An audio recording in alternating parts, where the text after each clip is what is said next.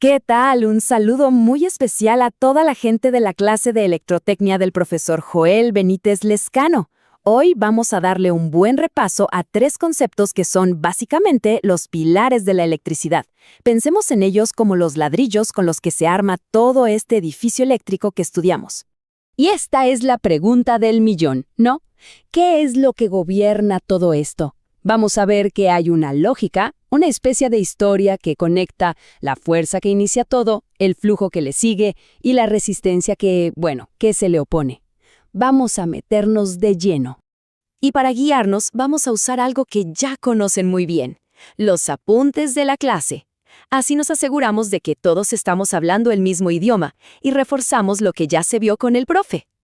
Ok, todo, absolutamente todo arranca aquí, con la fuerza. Antes de que un solo electrón se mueva, tiene que haber algo que lo empuje o lo atraiga. Esa es, digamos, la chispa que enciende el motor de la electricidad. Y esta imagen lo muestra perfecto. La famosa ley de Coulomb nos habla de esa interacción, de esa fuerza invisible pero superpotente entre dos cargas, que aquí llamamos Q1 y Q2. Y la cosa es simple, o se atraen o se repelen, no hay más.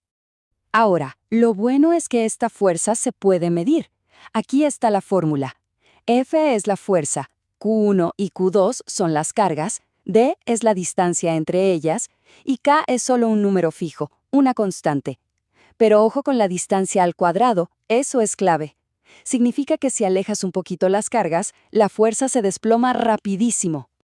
Entonces, la regla de oro es esta, y seguro ya la conocen. Polos opuestos se atraen y polos iguales se repelen.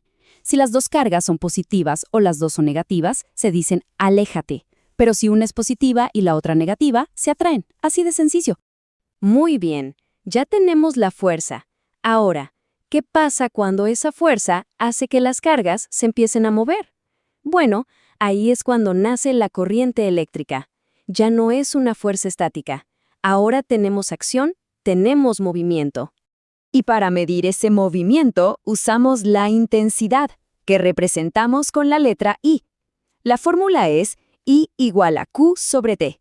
O sea, nos dice cuánta carga, cuántos coulombs, están pasando por un punto de un cable en un segundo. Mide el caudal, el ritmo de ese flujo. Tal cual lo dicen los apuntes, en el fondo es eso. La corriente no es más que un montón de electrones saltando ordenadamente de un átomo a otro a través de un material conductor. Una idea súper simple, pero que lo explica todo.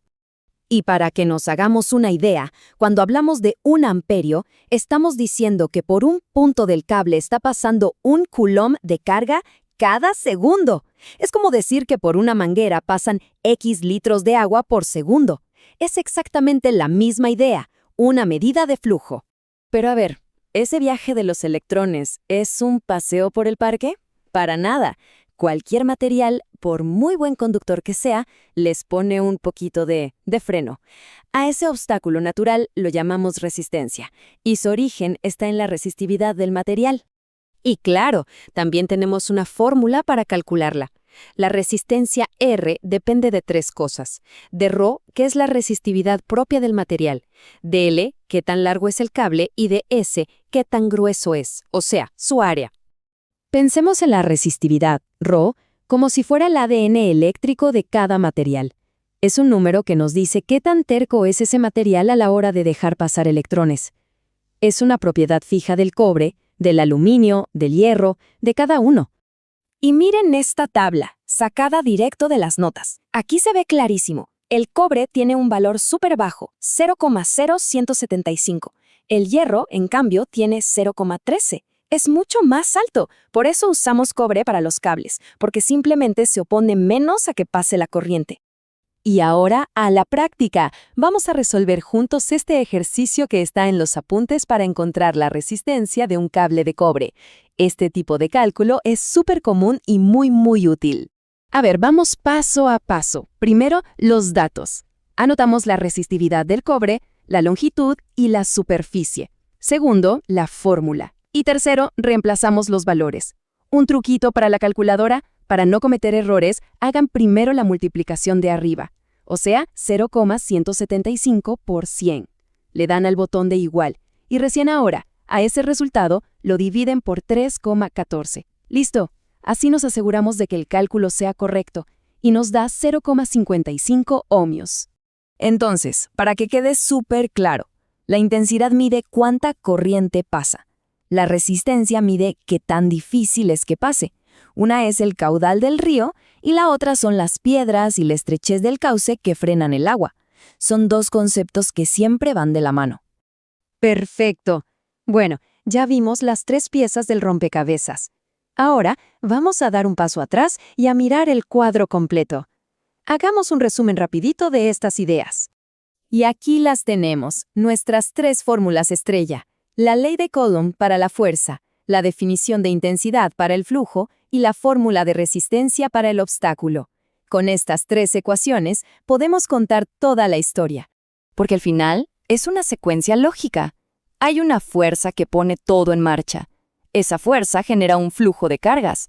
Y ese flujo inevitablemente se topa con un obstáculo que es la resistencia. Fuerza, flujo y obstáculo. Esa es la secuencia. Y cerramos con esta pregunta para seguir pensando. Ya entendemos las reglas del juego por separado. La gran pregunta ahora es, ¿cómo juegan juntas estas 3 cosas en los circuitos reales? En los que encienden la luz, cargan el celular o hacen andar la computadora. Ahí es donde se pone todavía más interesante. A seguir con todo en el estudio.